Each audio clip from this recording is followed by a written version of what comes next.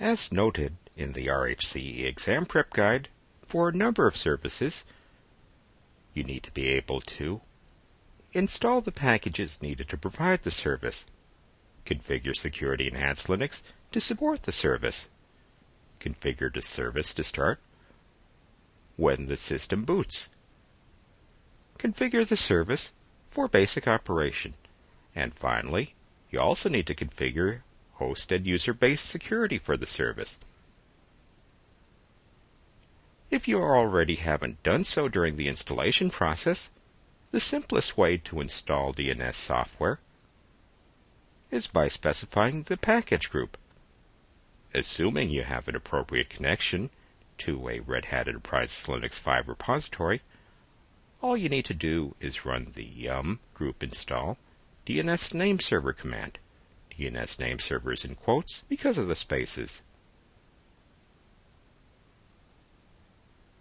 An organized list of package groups is available in the comps-rhel5-server-core.xml file in the noted subdirectory of the first installation CD.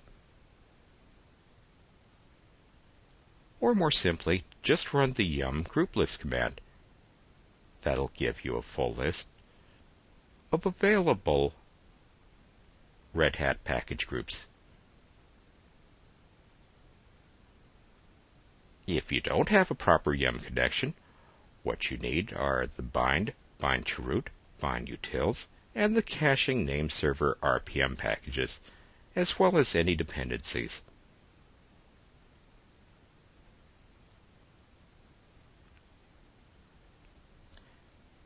Now back to the list of what needed to be done. Once things are installed, the next step is security. Host-based security is available through firewalls. Based on a number of DNS configurations, you'll need to open both TCP and UDP ports 53. And that's easy to do with the security level configuration tool.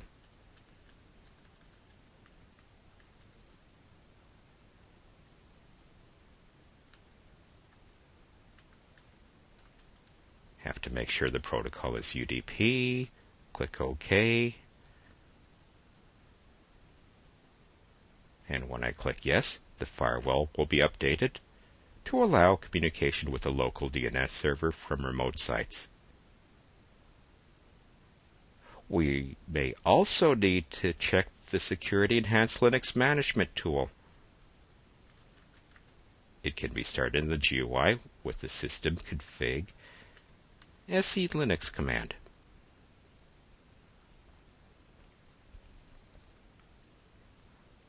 I click Boolean for Security Enhanced Linux configuration options.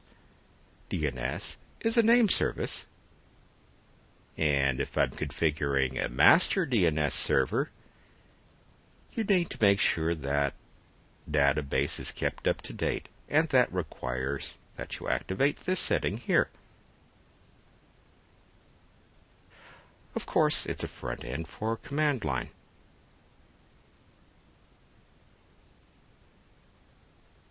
The directive is in the SE Linux Booleans directory.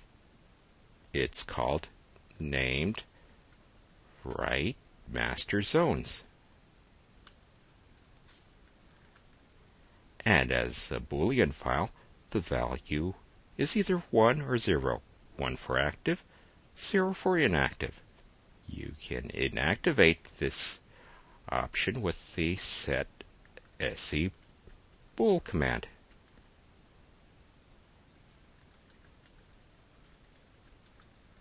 We specify the Boolean variable and the value we want. And once this is written, the ability to write to a DNS master zone file is disabled. Yep, that works. Of course, the process can be reversed.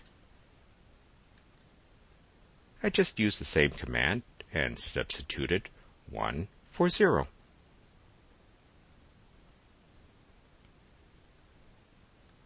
And there we go. I can now configure a viable master DNS server on the local system,